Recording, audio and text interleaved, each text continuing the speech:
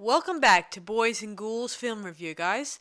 I'm your host, Sarah Stephenson. This is my co-host, Mike Stephenson. Hi guys, how are you? And tonight we'll be giving you another major disaster movie, which is pretty much everyone still continues to talk about, called The Titanic, that was released in 1997. Yeah, James Cameron's version with of Leonardo Titanic. DiCaprio and Kate Winslet in it. Now, one of the reasons why we're doing this, or maybe a couple of the reasons, this had a budget of about $200 million. And people say, whoa, that's a big risk. But it made about $2 billion. Yeah, practically this movie, at the box office, this Titanic, it's been well received by everyone. But here's something, it's also a very popular topic. I keep telling Sarah, not on podcast, that the best stories for movies Major disaster movies are coming from, no, not major disaster, coming from reality. True. So all you're doing is writing a film script around a real occurrence and putting a bit of a personal type stuff in there. Now, just for example, as far as I can see so far in my investigations, there's been 18 theatrical film releases based on the Titanic. Documentaries is also about 18 to 19 documentaries. And there's about 26 TV movies and other bits where it's appeared in episodes of disaster shows or whatever. This is where I should bring this to your attention, guys. Before this movie was released, a year before, in 1996, they made a mini-series called... two-parter, wasn't it? Two-parter called The Titanic 2. And the people who starred in that one was, let me see, Catherine Zeta-Jones. Catherine Zeta-Jones. Tim Curry. And George C. Scott played the ship's captain. Captain John Smith, whatever. Yeah, and a guy called Peter Gallagher played in there as well, so... Yeah. Yes. Yeah, you may have heard us talk about Peter Gallagher in, say, 2 other movies already. Yeah. But anyway, both those movies, the miniseries, the two-parter, the 1996 version, and the one we're reviewing today, they both are good movies. As most of the other Titanic movies are also good.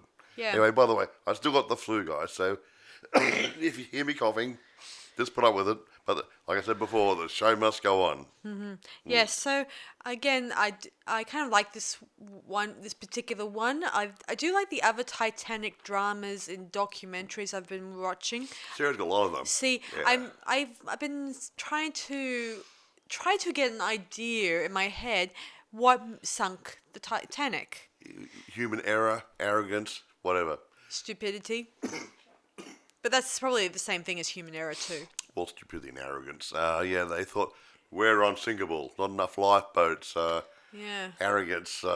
There's things that. I think I mentioned it to Mike just when we were watching it the other day, that when they kept saying God himself cannot sink the ship, Boy, were they wrong. I think it was just kind of just being a bit nasty to God when you think about it. A bit like the guy who built the Tower of Babel. Exactly. He said, "I'm great too." Yeah, well, I'm equal to God. Yada yada yada. So that makes me better. All that stuff. Yeah, so again, doesn't happen. No. I don't know if that has anything to do with this, because God hasn't told us in the last few years whether or not doing anything bad. We're not doing a theological review here. We're doing a movie review. Okay. Yes. So. Okay. Rolling right along. Okay.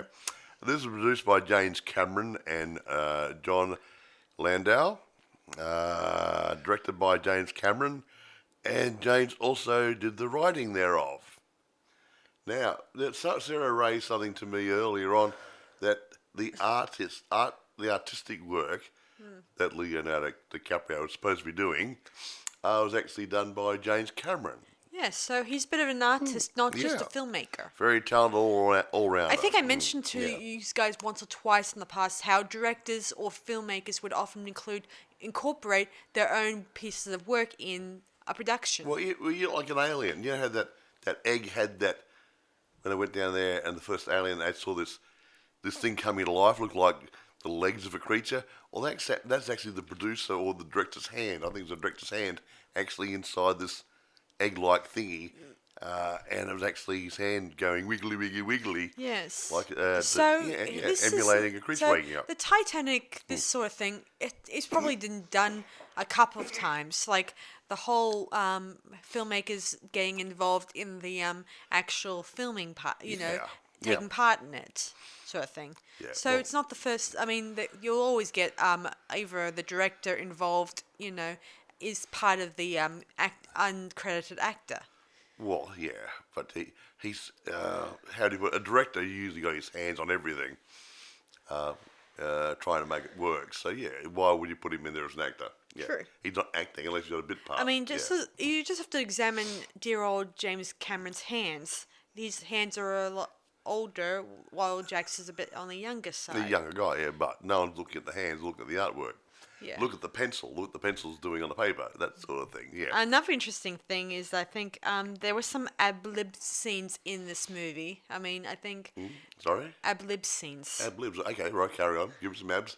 Like one of the scenes where Rose is stripping off in front of Jack and he accidentally let slip for her to get on the bed or the couch. That was a slip of the tongue, but James Cameron kept that into the movie because he thought it was a good. Yeah, he showed he was a little bit nervous. It showed he was nervous. Yeah. Okay, fair enough. Yeah. And another one, I think, in a scene where they're having lunch. Let me see. Oh yeah. The guy who played Bruce Esme. Oh yeah. He says, Freud, who is he? Is he a passenger?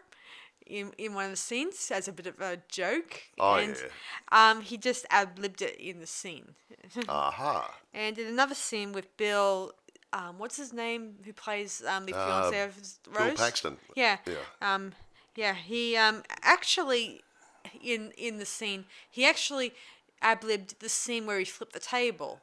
In the scene when he was angry at Rose. Oh no, Billy Zane, you mean? Billy Zane. Yeah. He flipped the table in a frustration, and that kind of shook the actress Kate a little bit, and I guess that kind of brought the whole scene to life. Well, it did actually, yeah. If the mood suits, it worked. Yeah, great. Yeah. So let's just get back to the actual film itself now. Oh, okay. Well, I said before, the budget was $200 million. The box office at over $2 billion. So yeah, I think it made some money for the studio. Quite. Now, cast. Leonardo DiCaprio plays Jack Dawson, a poor fellow who's an artist and a world traveller and that sort of thing. And he I wouldn't say he cheats his way onto the boat, but he gambles with these guys and he gets their boat tickets. Kate Winslet plays an upper class girl whose family has fallen on bad times financially, and she is going to be married off to a rich guy, and at her mother's request. So that'll help support her way of living. So mother gets more out of it than the daughter does. So Rose, so Kate Winslet plays Rose. Billy Zane plays her intended fiance, Cal Hockley, and he's a real arrogant upper class. Snot. Blah, blah, blah, blah, blah. Snoot. No, I was going to be rude. Israel asshole. Anyway, now, my favourite person. There's a lot of good people in this, but my favourite one is an old girl called Gloria Stewart. She's been around for years in old movies, going back to the film noir era and pre-code. She plays the old version of Rose. When she made this movie, she was 87 years old, and they made her up to look older because she's supposed to be 100 years old. Yeah, and according to a few years later, she died in real life at 100 years old. You would think she wasn't a spring chicken, was she? Nope. But there were other good actors. Yeah. We've got lots to talk about. So there's lots of other good actors, including Bill Paxton, David Warner, and Kathy Bates, and a handful of other good people.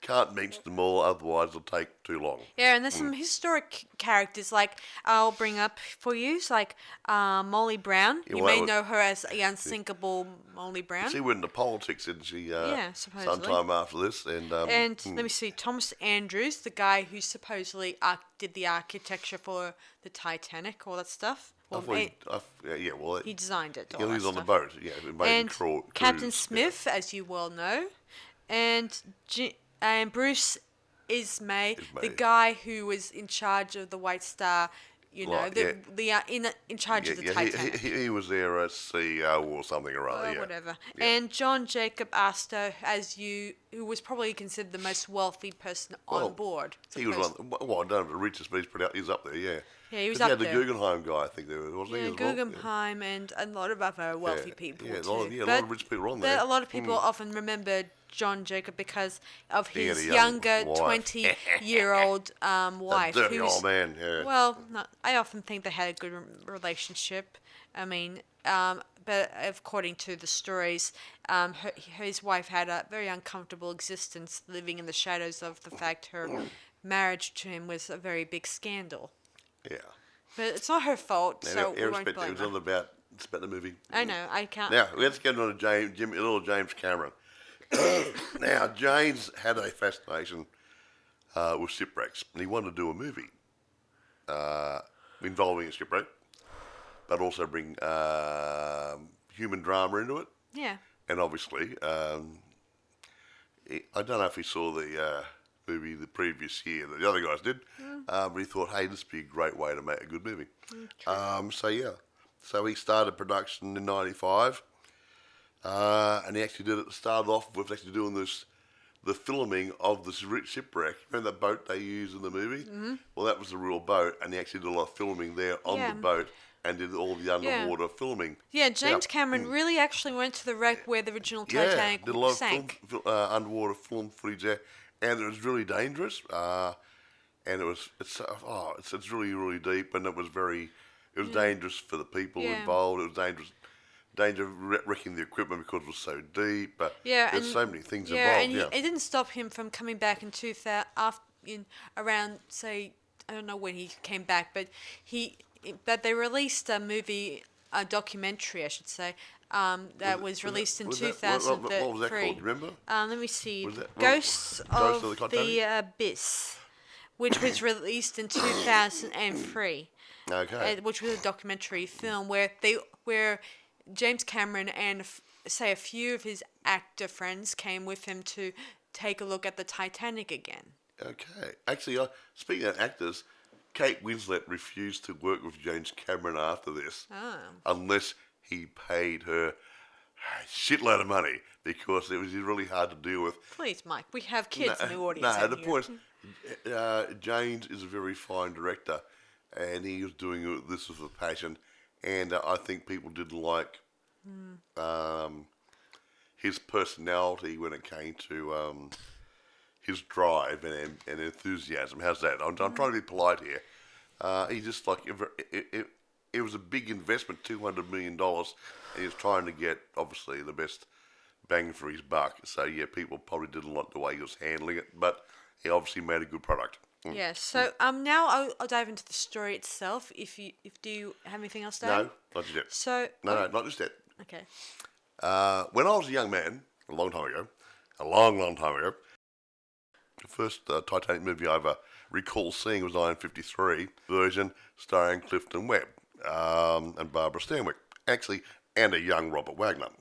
And also there was an English version, A Night to Remember, that was done in 1958, and that starred Kenneth More.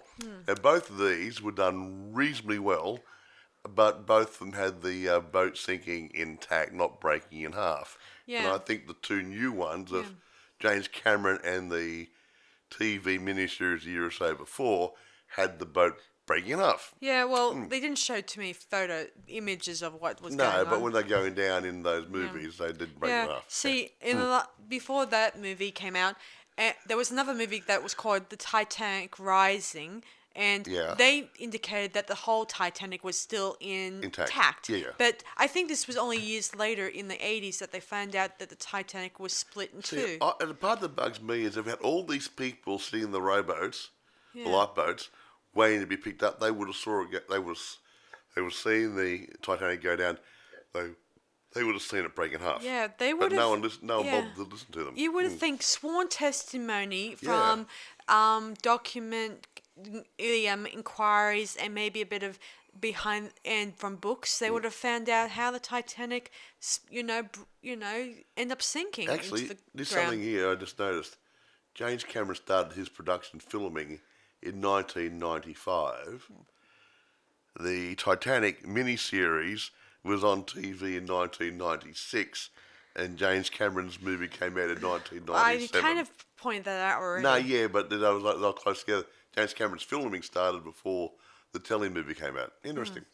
Anyway, shall I start to dive into the plot now? You go through the plot now, yeah. Yeah, so the story... You talk too much. So the story begins with our submarine guys, the guys who are what's the word? Excavating the site? They're salvage guys. They're trying to investigate the wreck. Yeah. See, the guy, the head guy in charge, what's his name? Brock. Brock Lovett. Yeah, love it. I'll probably just call him Brock.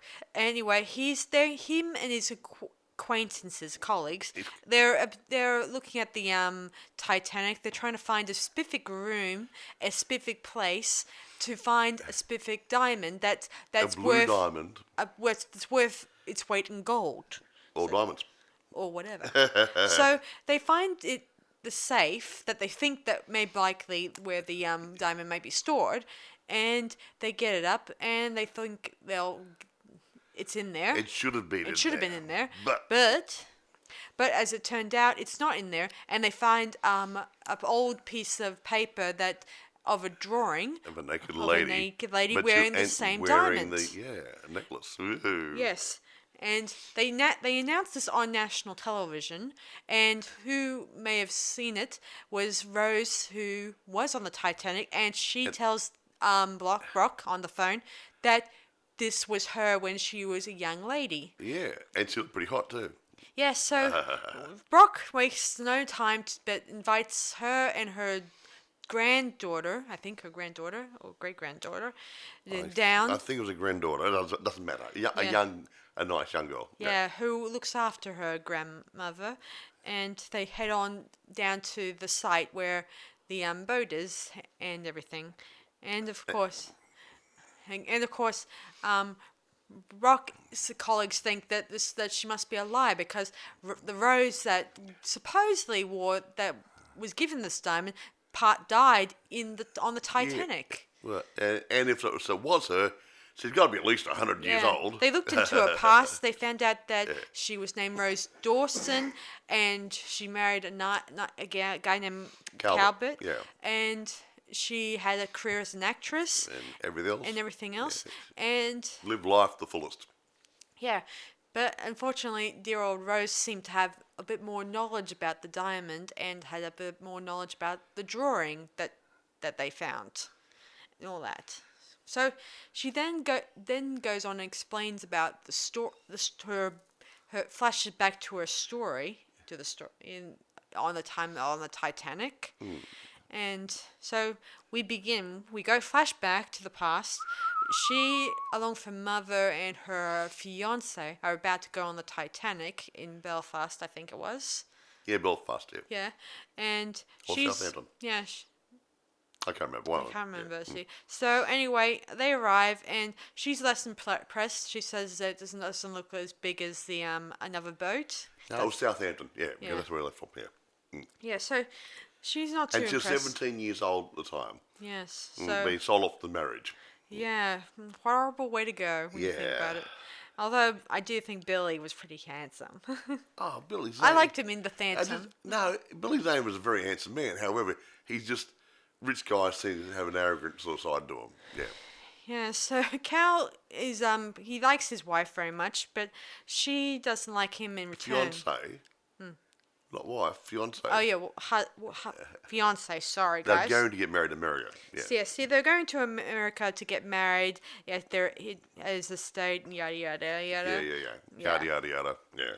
Yeah, and to Rose, this is like being a slave, being taken. You know, the ship, the Titanic. She describes that in the narrated that she describes the Titanic as a slave ship and taking her back in chains. And deep down, and on the outside, she's the cream of the society, but inside she feels like she wants to scream her heart out because she doesn't want to be there. Mum, it would have been better off if Mum married the young fellow. Meanwhile, while this is happening, Jack and his friend are kind of playing poker with a bunch of German fellas, I think. European French, guys anyway. And these guys bet their last tickets and their last spare change in their poker game. And they lost it. Yeah. Somehow, dear old Jack won. And his mate. And he got 2 tickets to go on the boat. Yeah. Yeah, and they only have a few minutes left to get on the boat because it's heading off in about 5 minutes. So they had no time to go in the inspection queue to make sure that they don't have any lice or anything like that. Yeah. But we don't know that. So moving on. Before you ask me, the reason I say that they had to go for the lice queue is because to make sure that no one will get diseases. I think people know what a lice check is. Okay. I'm just telling these audience. It could be running through sheep dip or something or other. Yeah. True. So anyway, moving on. So they get onto the boat, and I often have. When I was watching these movies, I always had weird dreams of getting onto the boat, missing it, in another dream I dreamt that it was sinking and everyone was scattering around trying to get onto the lifeboats. Those are 2 dreams I had of the Titanic. Yeah, well, we haven't been on a big boat. We've been on a big ferry type boat in between Italy and Greece, which is quite sizable. Yeah, we had a cabin on it, but not as big as the Titanic, no. Yeah, but it felt like those small cabins from, that the third class passengers probably had. Almost steerage. Yeah, I felt like it. So, anyway, moving back on. So, meanwhile, Rose is having lunch with lots of wealthy people, including Molly Brown, who's pretty much well known in all the Titanic movies. Yes, it's a very... what's the word? Interesting personality. Yeah, according to Rose's mum, new money, meaning she's she's now cast in wealthy society. You know what really annoys me? What? Rose's mother didn't have any bloody money at all. She lost it all or whatever, and she's big, and she doesn't like the other guy because they got new money. Yeah. Money is money. It's got to be new. Sometime rather. Anyway, I like Molly because she's got that nice attitude that I like. Very down to earth. Very nice person. Yeah, and I'd rather have her on board of a boat to talk to than stuffy old biddies like her, like Rose's mum to talk to. Yeah, stuck up, so and so, blah blah blah. Yeah. Anyway, carry on. Anyway, so moving on. Of course, dear Rose has a hard time being around these society folk because she can't smoke Can't smoke, can't do this, can't do... Yeah, and... Totally controlled. Yeah, and her husband orders her own the same food as himself, which she probably doesn't like lamb. She probably would like something else. Steak? Give me a steak any day. Yeah, even Molly notices right away that she notices that Anyway, Rose goes with a meltdown. Yeah, Rose runs off to the back of the boat and plans on jumping. And she gets on the rail. And lucky enough, Jack is there and he tries to coax her not to do this. She gets that right and steps over to the wrong side of the rail. Yeah, and she's getting ready to jump. Yeah, and Jack coaxes her out of it by explaining to her that if she dives, it will be very, very cold down there. Yeah, he talks her out of it. And don't need to go with it totally. Yeah. Yeah. Anyway. But he gets her back over the railing.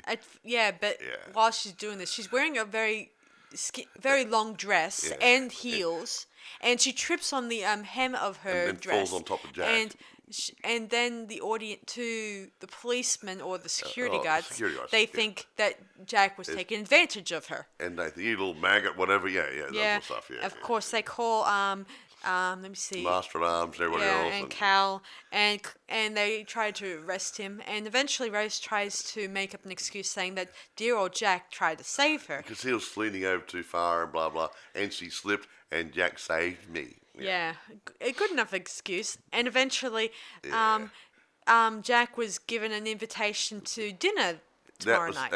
Actually, if you look at the way it was done, I think he was being invited to dinner to show him up to be low life amongst the rich people, because he wouldn't have had any nice evening wear or anything else. Yeah. You would have had just ordinary clothes. And considering that back then, if you look at the 1960s version of Titanic, they would tell you steerage people were not allowed to mix with the upper class people, because of a sort of a disease act. No, it was a class act. It's class thing. They didn't want that sort of thing. No, class. You paid for an upper first class ticket.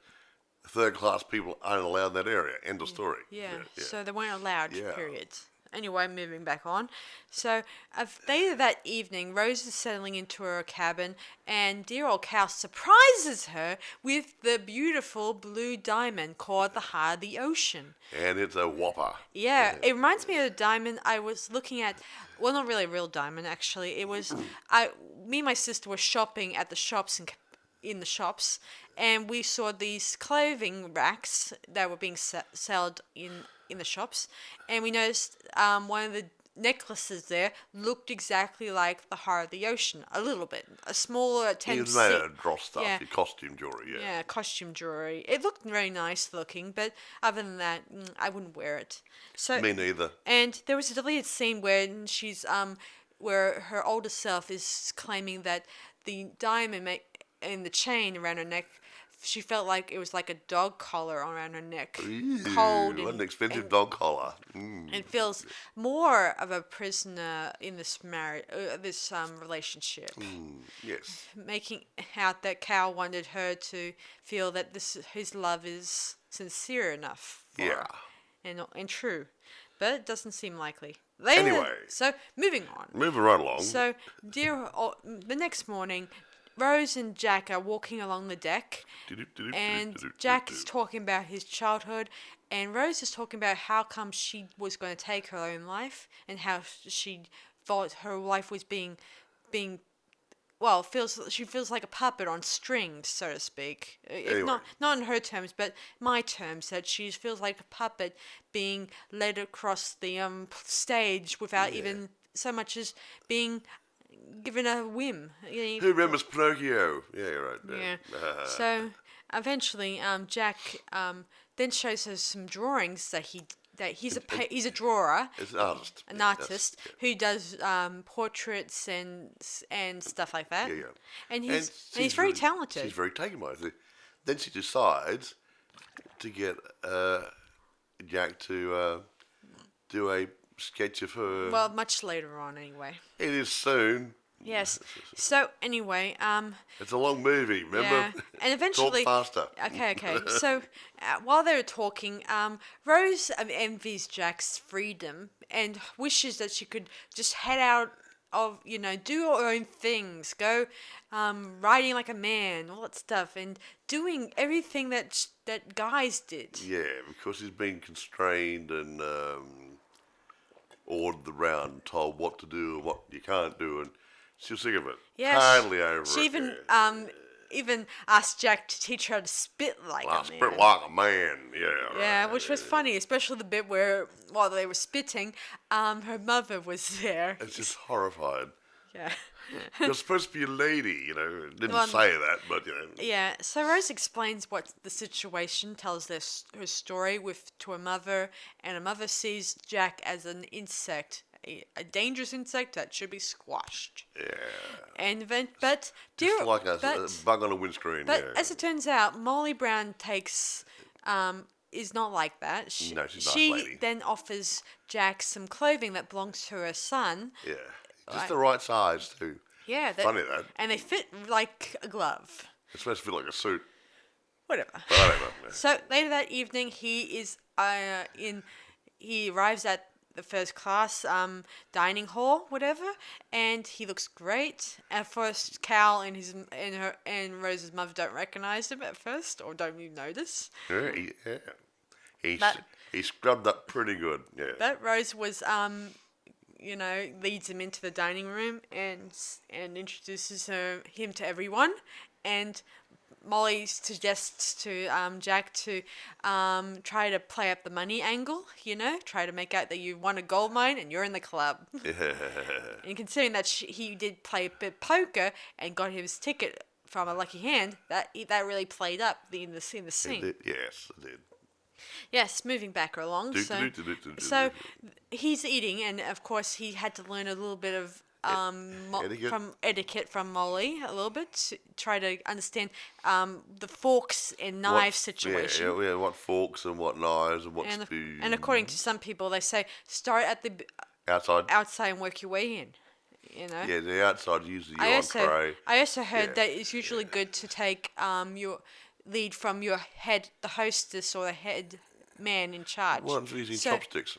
Good point. But it's always good to probably look at other people while they're eating, just to get some ideas. But anyway, move along. It's not about cutlery, okay? Okay, so after they ate dinner and the men go off to smoke a cigarette, drink scotch and stuff like that, and Jack then cooks Rose to come and have a proper do downstairs. A bit of a dance with the locals. The steerage class people down the bottom. Yeah, they have an awesome party down there. Yeah, drinking and stuff. Yeah, drinking stout. It looked like stout. Yeah, I think. Could have been beer, but I think it was stout. But. Yeah, so it's whatever. So it was a lot of fun, and I don't want to. Again, guys, I remember an old friend who played the violin, and he played the sort of theme music from this scene. Wow. We did that just for fun. It was kind of great that time. A jig or something, yeah. Yeah, it was great fun. Anyway, so Rose has a lot of fun, and Carl's valet, I think. He's like a security guy, valet type. Yeah. He kind of watches them embrace because she was doing something to show up the men by standing on her tippy toes. Right up, on top of her toes, not bent toes, right on the points of her toes. That would hurt. Yeah, and she eventually glides into Jack's arms, and that's what Carl's valet sees. Yeah. And giving him probably the impression she's not doing something that ordinary first-class lady should do. And later that next morning, Carl hears about this, and he is furious by her behavior. Yes. And tells her that you're going to be my fiance, you behave like it. And this is where he flips the table and gets angry at her. And so Sarah told me earlier on that she read somewhere that flipping over the table was not in the script. It was a bit of an ad-lib job by Billy Zane. Yeah, all by himself. And it worked right nicely. And it really kind of set the mood, right, for this. Anyway, Rose is a little upset, and her mother tries to set the record straight that she's not to see Jack again. But and then she tells her mother to blow it out her bum. Yeah, she did. But then she tells her that this is not a game, that you're supposed to behave like a woman, and that if you don't play your cards right, what's evil face will leave, and you'll be left with nothing.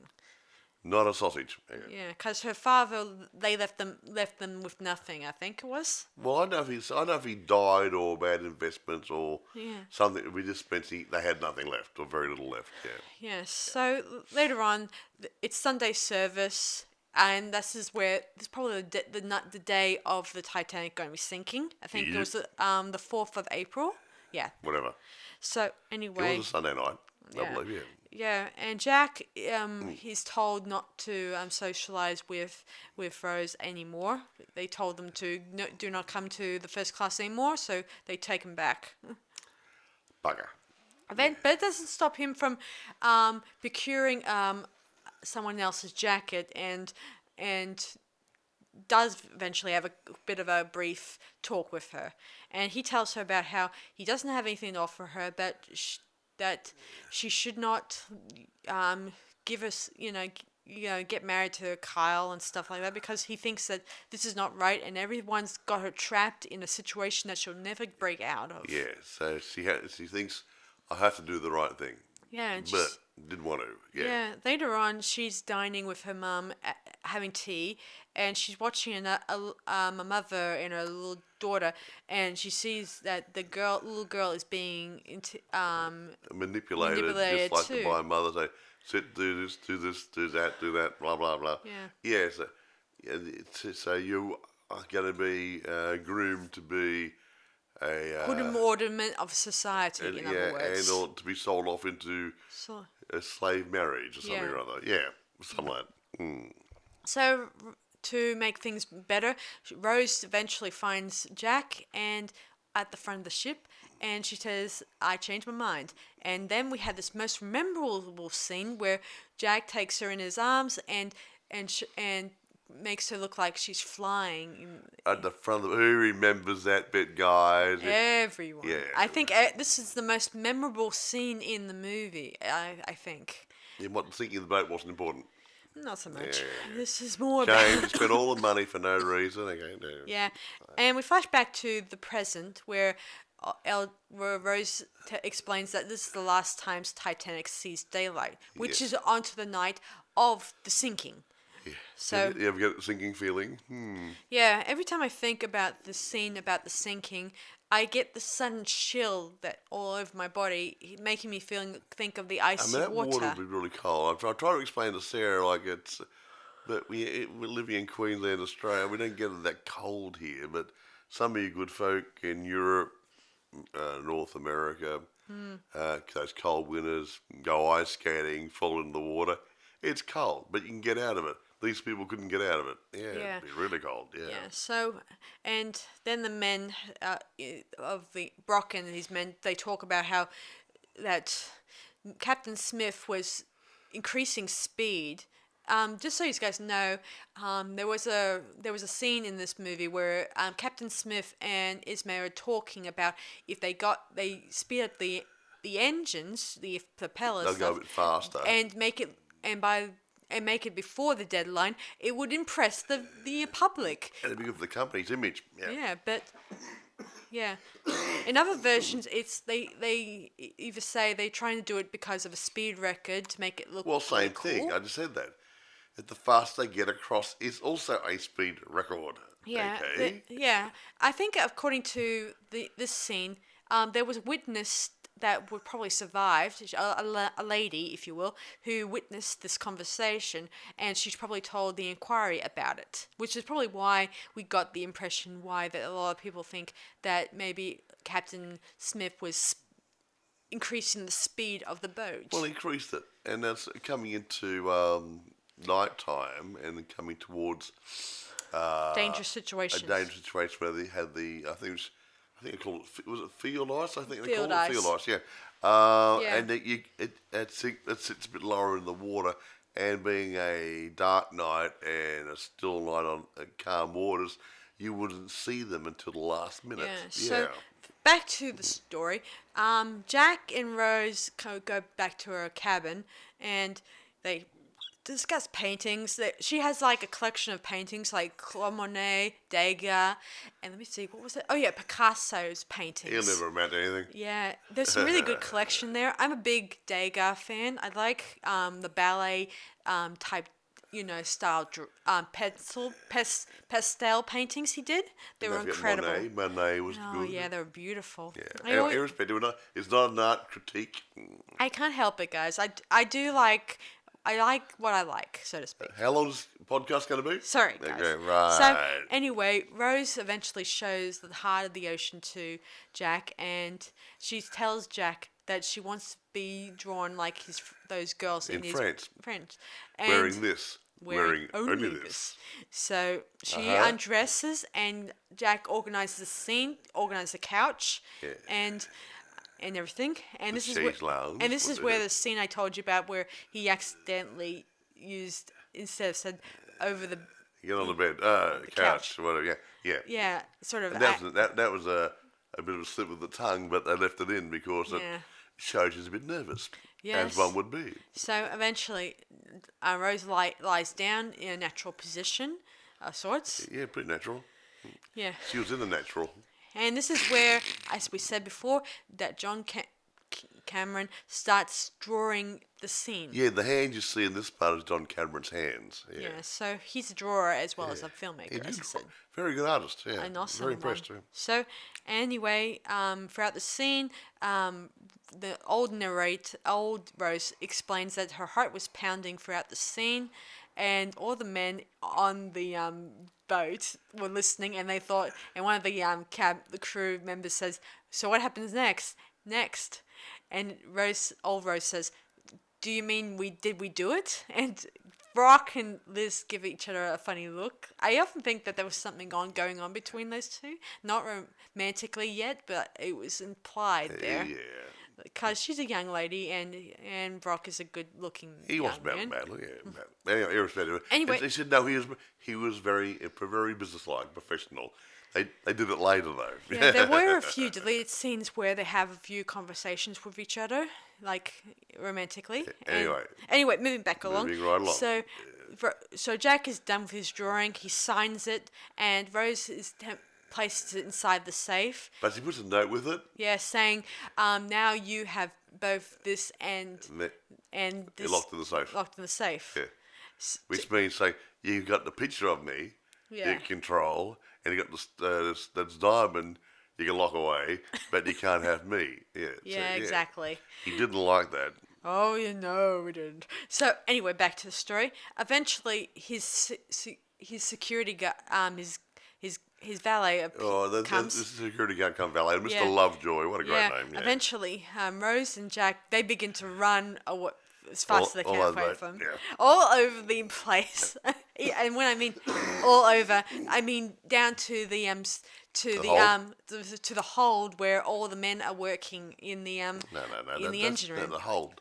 It's where they put the cargo. Yeah.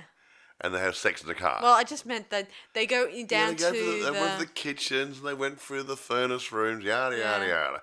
Ended up in probably the said cargo hello area. to Fred Bart, whatever. The head fireman. And they had sex in a car. Yeah.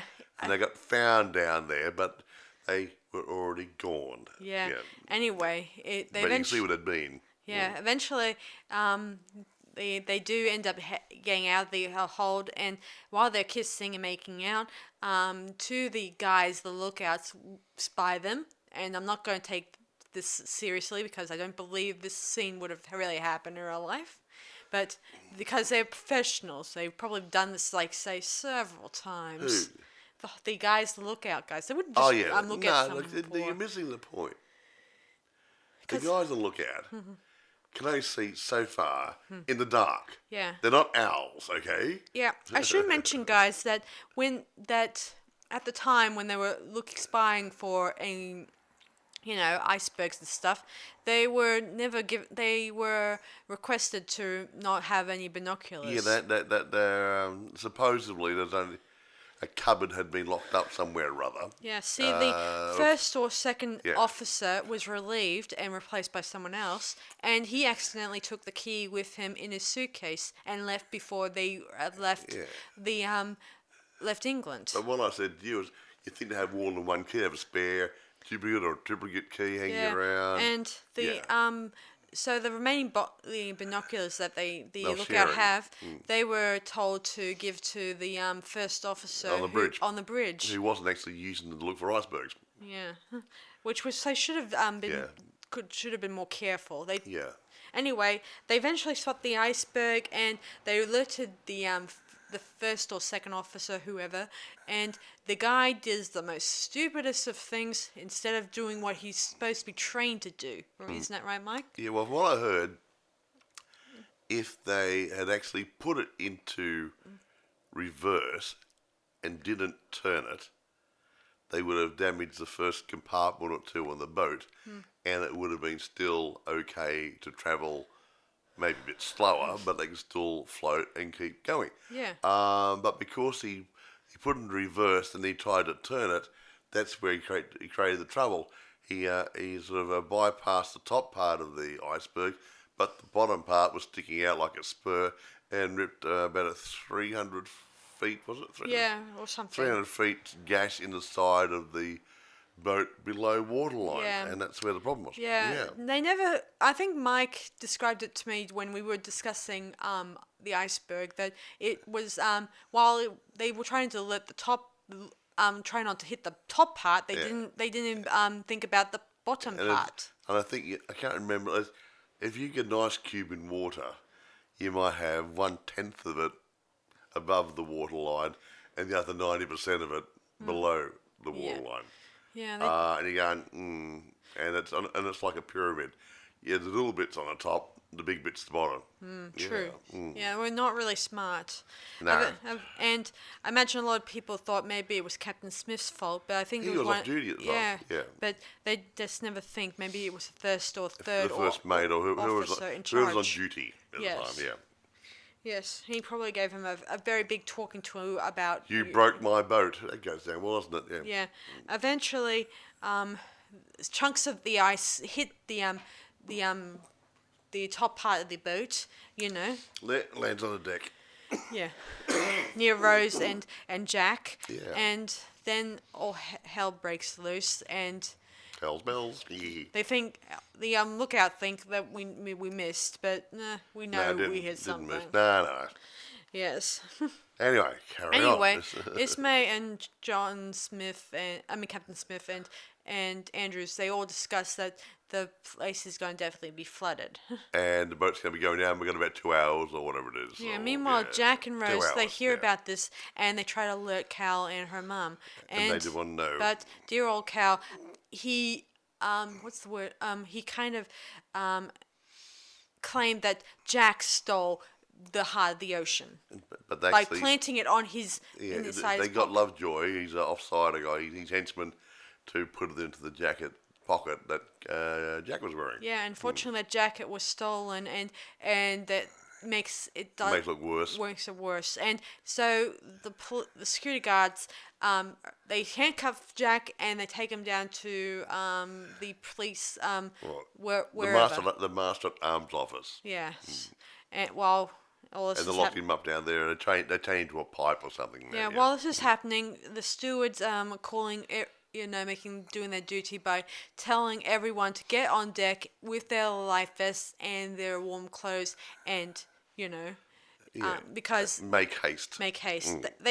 And as you may or may not know, some of these guys who were given the stewards guys, they probably were unaware of what was going on, and they were told. I don't think from all the movies and documentaries I've seen about this, they went by word of mouth around the place. Yeah. Do that, do this.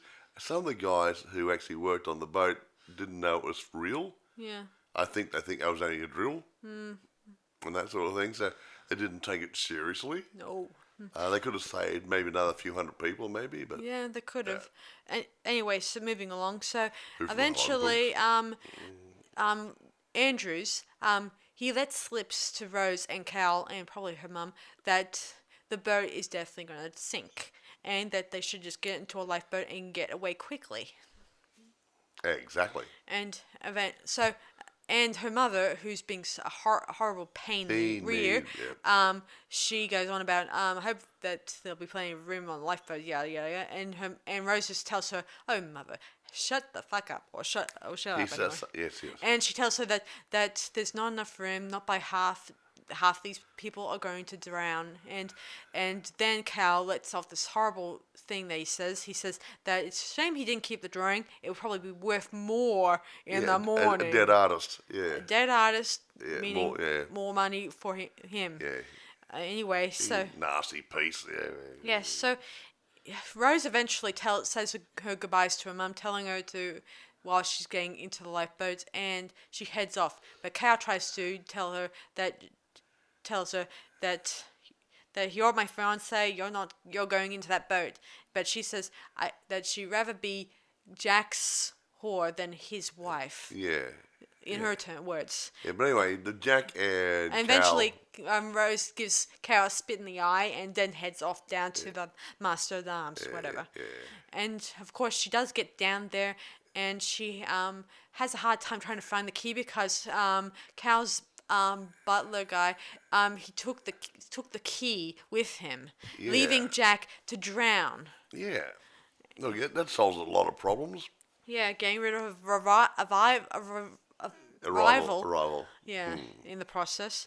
So Yes. eventually, Rose finds an axe and chops the head off. the cuffs off, or the chain off, because he's being chained to the pipe, which I think is stupid, and so she has to use the axe to chop him free. And he does. Eventually. And he gets free. Yay. Yeah, so eventually the water's starting to rise everywhere in different parts of the boat, and They should just follow the rats. The rats know the way off. You know? yeah, they eventually do head up towards the deck, and they I think in the third class passengers they don't seem to cannot get to the next level because the stewards keep telling lock them in there, and they said they won't be released wait until your turn. and they keep saying we won't release you until after the first or second class passengers are loaded into the lifeboats. And considering there isn't any lifeboats left, that's really good. I think the stewards are still thinking this is just an exercise,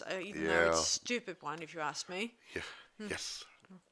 Silly. Hey, Yes, carry on. yes. Hurry up. So anyway, eventually, they do find another way out, and they broke through the door using a battering ramp, using a bench. Well, yeah, why not? Good way to. Yeah. And eventually they get out, and they start heading up to the top deck, and some of the boats are already gone.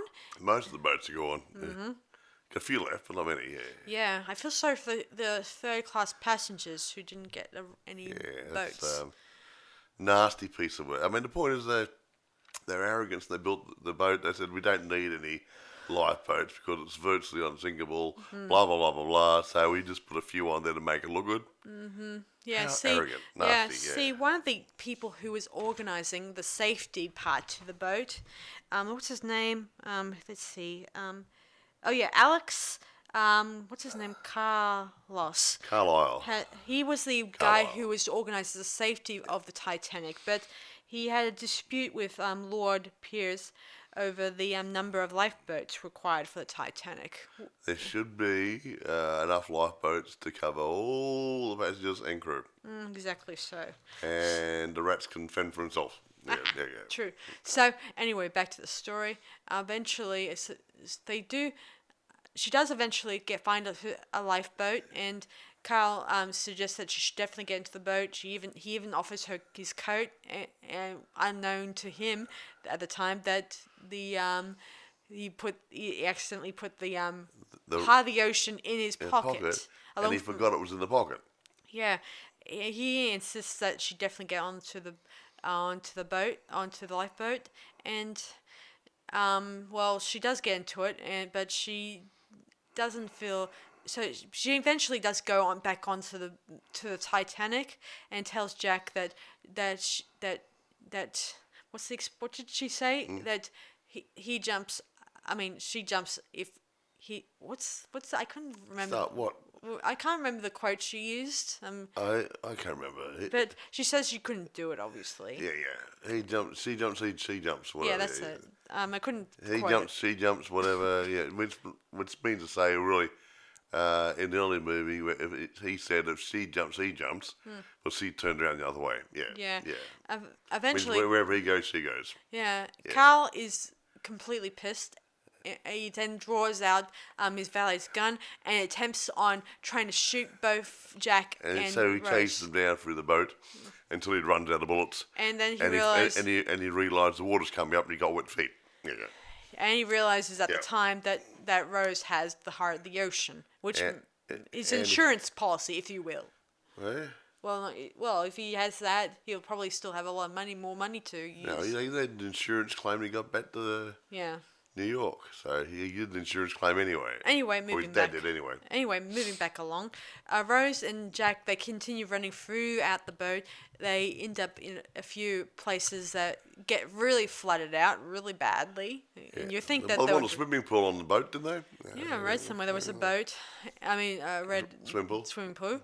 So eventually they do head out, and eventually collapsible lifeboats are the ones left to lower into the boat. And they collapsed. Yeah, well, one of them turns over onto keels over. It fell off the mounts when they were trying to get it off. Yeah, so they went got another one. Gee, whatever. And Carl eventually does get on board a lifeboat using a child as his He says, "I'm all she's got." Yeah, lying. Whatever happened to her parents, I'll never know. Yeah. Anyway, eventually he does get a spot on the boat. He at first tries to bribe one of the officers. And he said, in the end, he said, "Your money's no good. We're all going to drown." Yeah, I imagine in reality, one of the officers was probably bribed, but he probably told them to go to hell. Whatever. Eventually, one of the smokestacks, it kind of keels over and crushes some of the survivors, and killing them instantly. They'd do it. Yeah, it would. Bugger. I would have been scared. And I imagine the people in the lifeboats would have been scared too. Excuse me. I imagine the people in the lifeboats would have been pretty scared. Well, yes. Yes. Meanwhile, Rose and Jack, they continue up the life throughout the Titanic, trying to get to the end where it's gonna start the back bending. end of the boat. I can't remember what it's called. Stern, is it? Whatever. Yeah. At the back end. Yeah. And they're getting ready. Near the propeller, if you will. Yeah, the bum end. Whatever. And that's where they first met. Yeah. I think it's romantic a little bit. Anyway, he tells them what to do with the boat. When the boat finally goes under, take a deep breath and then swim like hell to get service. Yeah. Yeah. As it would indicate, they said that once the boat starts sinking into the water and you're still clinging to the boat, the suction will take you down a bit, and it will take a while for you to swim to the surface. Yeah. Anyway, moving back along. Boat goes down. Yeah, and of course, just like we mentioned, it splits, breaks in two, and the rest of it, the boat sinks to the water. And while the other one half is bobbing in like a cork in the bottle. Message in a bottle. Anyway, so Jack and Rose are right at the top of this boat.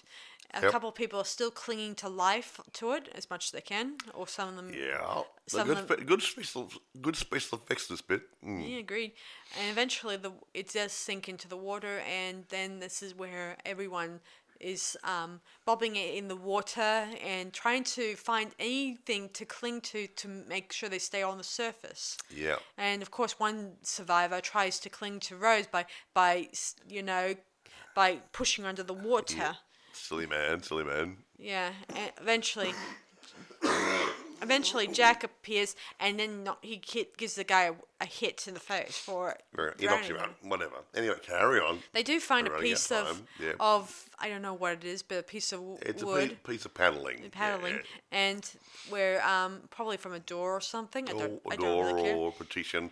Anyway, he gets Rose up onto this paneling. And he tries to get himself out too, but there was only room for one person. Yeah. So he's dangling there in the water, and she's up there above the water, and he's telling her, "We're going to survive." Yada yada yada. Yeah. And she passes out a little bit from the cold, and he freezes to death, hypothermia, and he's just laying there. Yeah. Meanwhile, the remaining survivors that were on the lifeboats, some of them try to work out whether or not to go back to save the remaining passengers. And they decided now it's getting quiet. They'll pick up anyone who's left over. Yeah, and technically, when you think about this, just so you guys know, you may not be aware of this, that some of the boats were half full. Yeah. Like 15, like 12, maybe 20. They didn't exactly have the same amount. Take up to 70 people or something like that. Yeah, enough people to live. So but they didn't think about this. They thought about the weight, it may be, and all that stuff. What? How many fat people? I mean... Anyway, they weren't really smart. Anyway, irrespective, they went there and they picked up whatever they could find. Yeah, and Rose, Jack is still bobbing in the water, but he's a cork. He's now his body's frozen and dead. Yep. And Hypothermia. That does get you every time. Yeah. and Rose couldn't scream out to the boat because probably her vocal cords are a bit, frozen from being in the water, being near the water, right? Yeah. Hypothermia could do that a little bit to you. Anyway, she eventually lets go Jack's hand and says that she'll never let go, and she then swims over to one of the dead bodies that had a whistle and starts blowing it all her might. And eventually, the lifeboat finally comes over to her, and she was rescued. And meanwhile, and we flash forward to the old Rose, who goes on to say that about that. Let me see. How did she say it? She said that 1,523 people went to the ocean and perished and all that stuff. Yeah, I think there were over 2,000 people on the boat, and about 700 and something or other survived, rest of them perished. Yeah, that's sad. Anyway, irrespective. So we're out there. So she says that 6 remaining people that were able to stay afloat in the water were saved during in the water and all that stuff. And now all they had to do was wait for a rescue party. Exactly. And so anyway, the Carpathia. Yeah, the Carpathian, not the California. I should mention. California's up the road here, and they did absolutely nothing. The Californian boat. There was another boat in the vicinity while the Titanic was plummeting. And there's stories about it and ignoring signals and everything. Yeah, and they ignored. But that's another. Yeah. That's another story. Yeah. Okay. Let's be. This is dragging on now. So eventually they get saved by these guys, and Cal tries to find Rose, but he couldn't find her. He hides from him. Yeah, and she does see him, but she pretends to remain silent. Yeah. And she her older self narrates that Cal inherited his millions, he married and everything, and then during the crash of '89, I think it was. '89? No, during the stock market crash. During the stock market crash, he committed suicide. He committed suicide, like because so he lost many everything. Yeah. Yes, and I think in the deleted scene that she added that his kids and grandkids probably bickered amongst themselves trying to over the inheritance or whatever's left over in the will. Yeah. And that's anyway, irrespective. Anyway, and at the end of the movie. Yeah, as Rose is watching the New York Statue of Liberty, one of the guys approaches her asking her name, and she changes it that she's name's Rose Dawson. Out of respect for her lover, and as to hide from her mother and her fiance. Yeah. So anyway, she was able to escape the clutches of the society. The evil mother and the also evil fiance. Now, and from society that she just tests. Yeah.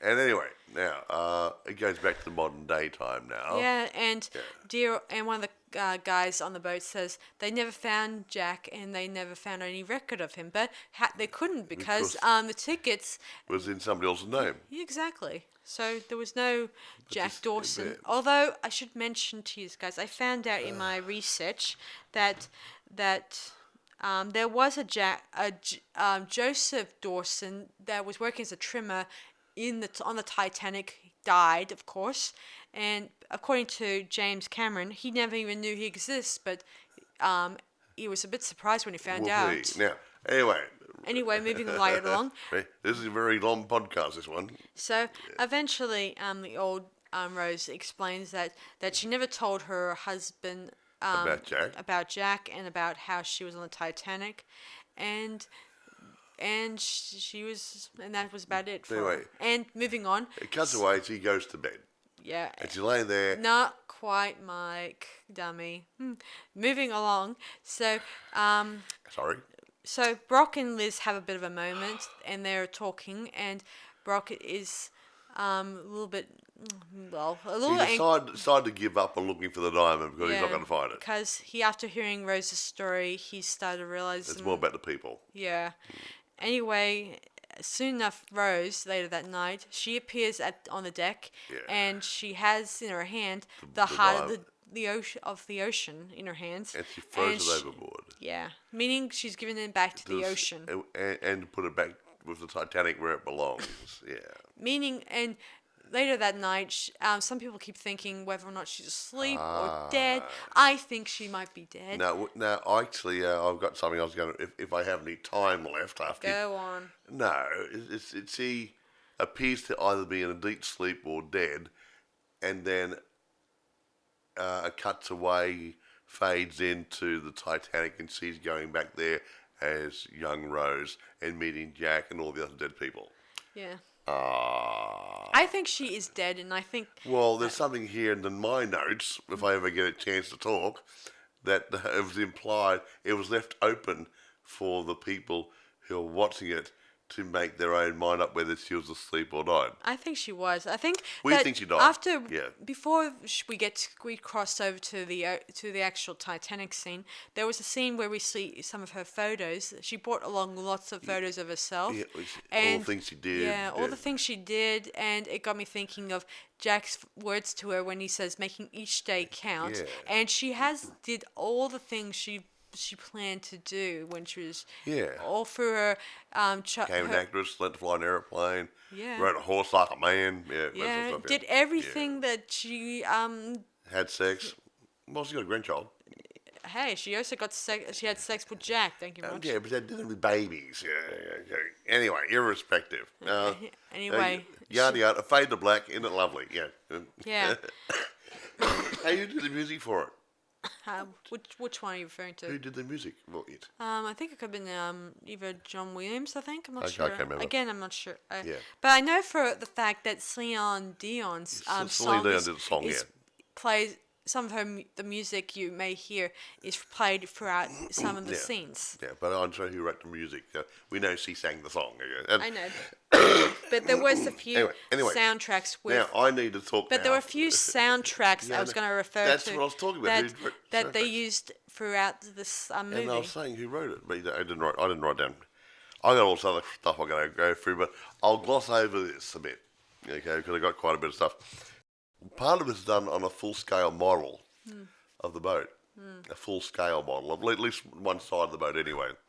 The rest of it had some models made up, and they used dirty, great big tanks of water, and they actually dropped the scene of the settings of the scenes, like the room, like the dining room, and hallways, passageways, and actually dropped them into tanks of water.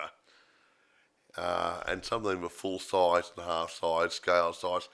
And they had dirty, great big tanks there. And one of the scenes for the boat when it was breaking in half, they actually had that on a big hinge, and they could raise the deck from a 90-degree angle in a few seconds. So they could control it. Yeah. And when the people were falling off it, a lot of those people were computer generated because it was too dangerous to use real people because they would have got hurt. A lot of people have asked this question online and asked, why didn't the victims never got eaten by sharks? How do you know? Well, they said something about the fact that sharks it was cold, the waters were cold. It's probably too cold for sharks. And sharks are warm-blooded creatures. Well, that's a good point too, but they don't get cold, do they? That'd freeze over too. But that's a good point. But they didn't get all the people anyway, and some of the people's bodies would have floated with the current. Yeah, I know. I don't think they got everybody. Yeah. I know this Titanic was a big issue back then, and all that stuff, and still is. And without the Titanic thing that took place, we would not have any newer age trying to make the shipping and safer. They did. We saw a documentary about the one about the guy, that forensics guy. A Titanic aftermath. Yeah, where the guy all the bodies were taken to, was it Newfoundland? No. Belfast or something. No, they didn't take him back to Belfast. They took these boats and took the bodies back. Okay, not Belfast. Sorry. That's where the boat came out. Okay, they took it to the there's the local thingy, wherever it was.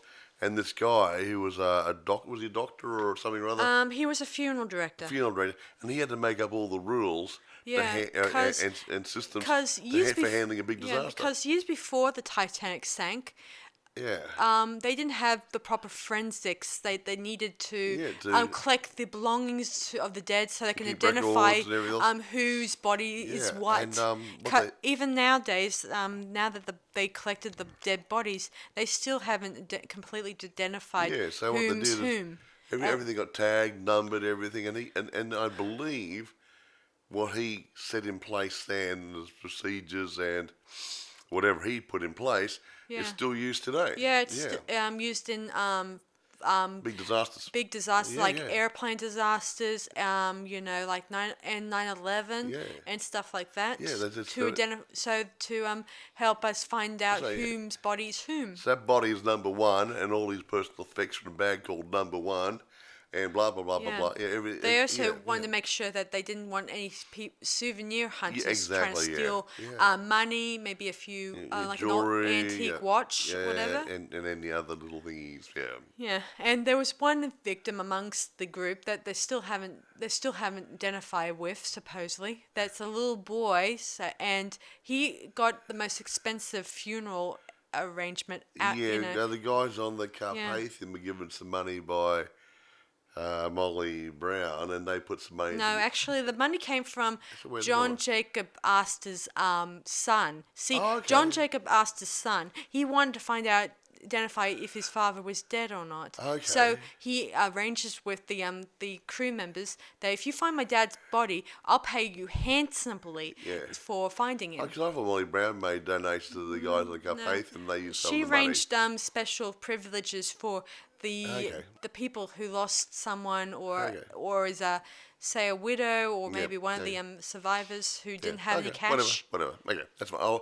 That's just going to a documentary source some time ago. You have to look into it, sort of thing. Yeah. Anyway, in respect, I could go on and on about all the special effects. Also, the special violinist crowd, the band that was playing on the Titanic. Band on the Titanic. Yeah, sorry. They didn't.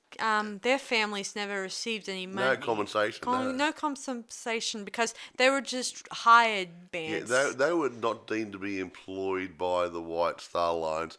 They were deemed to be people contracted to play music on the on the boat. So they had a problem there, and I don't think the White Star Lines ever did the right thing by them. Yeah, and I should mention there was, as I said before, there was another boat located near the Titanic that was not so many miles away from them. California. A California boat, and the crew they see the Titanic, but they ignored it. They just ignored it. It's still under. What's the word? Heavy.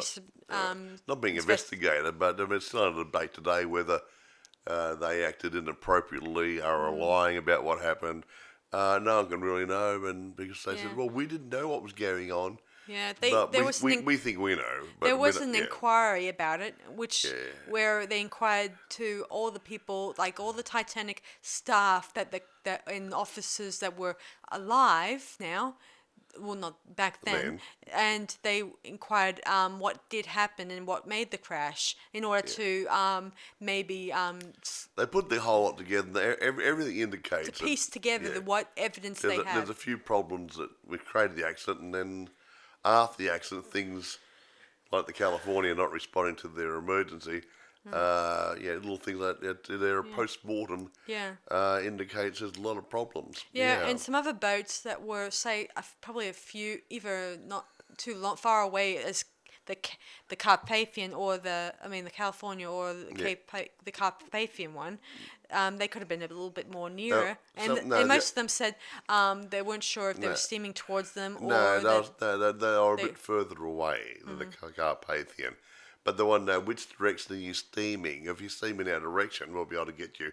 But they're not steaming; they're dead still in the water. At one point, they did steam a bit, but the water was taking on too much water. Yeah, it was so taking, it stopped. So that stopped, but it didn't stop them from continuing to add more steam, so they can run the lights and stuff. Run the lights and run the electricity. Yeah. But anyway, irrespective, this is getting too long. Sorry, guys. Look, it's getting too long. I know, but there are some things I like to talk about the Titanic. I know you do, but it's getting too long. Like how come the Alex guy who was arranging safety for the Titanic was ignored when you think about it? Because they didn't want people to think it wasn't a safe boat. Yeah. They said God couldn't think this boat, so why'd we need lifeboats? That sort of stuff. That man's arrogance really sank the boat. Another thing I should mention, in 1958, some of the living survivors, I should say. Well, dead ones wouldn't be doing anything, would from the Titanic, attended the film premiere at West End, London, for the Night to Remember. Yeah. Yes. And that would have been, I wouldn't say scary for them, but I mean, that would have revived some memories. Yeah. It would probably bring back memories, considering that most of these survivors back then would have been either children or maybe elderly people who were probably young people when they were on the Titanic. Oh, yeah, they would have been younger.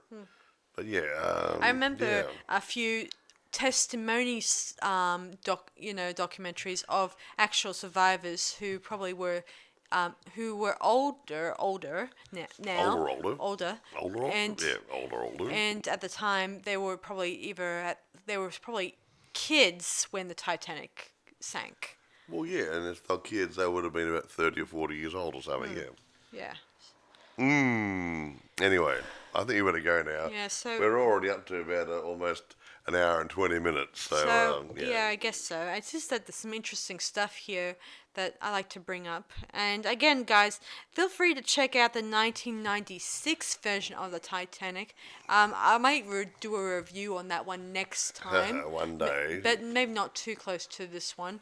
Because I don't want to make it into a habit of reviewing too many of Titanic's movies. And actually, if you can get a copy of it, but I think A Night to Remember is the English movie 1958. Yeah, made by Pinewood Studios. Yeah, exactly right. And still operating as I speak. It must be very tired. Anyway, irrespective, that one there had a lot more action in it than the Titanic movie with Clifton Webb, which was done in 1953. That was more of a drama on the boat with the sinking of the boat, where there was a bit more action about the boat sinking in the other movie. So, yeah, have a look at it. If you can get a copy of it, I haven't checked to see if it's available, but I've got a copy. I found one. So, it's a good look. It's worth it, guys. Yeah. So, be sure to check those out. And feel free to check out those other bios I mentioned. Actually, if you go on to Wikipedia or somewhere like that, and you put in Titanic films, you'll find out a whole slew of different movies, even going back to the silent days. Yeah. Here's some other ones I'll recommend to you guys, like The Inside of the Titanic, which is a biodrama, obviously. Rise of Titanic, or and maybe The Rise of the Titanic, SOS Titanic, which is more of a fictional take on it. Yeah, SOS Titanic, SOS was it? Yes, yeah. And let me see the Titanic Inquiry. Yeah. And let me see. And there's the one called Titanic Aftermath, which dealt with the people who had to... Had the postmortems and stuff? Yeah. And let me see, The Birth of the Titanic, which explains... was that the one that had the gang problems on the wharves and everything? Yeah. Where it explains that the Irish and the English. The Irish, the Catholics, the Christians. And the unions. That's interesting, But a lot of that is available on YouTube because it's not, it's not commercially available. I think you may be able to find it on Amazon. Some of those old documentaries you probably not available. But as YouTube or a torrent, I don't normally say go into a torrent, but for that sort of thing, you probably won't be able to find a hard copy anywhere available for those documentaries. But we've sourced them from different places and.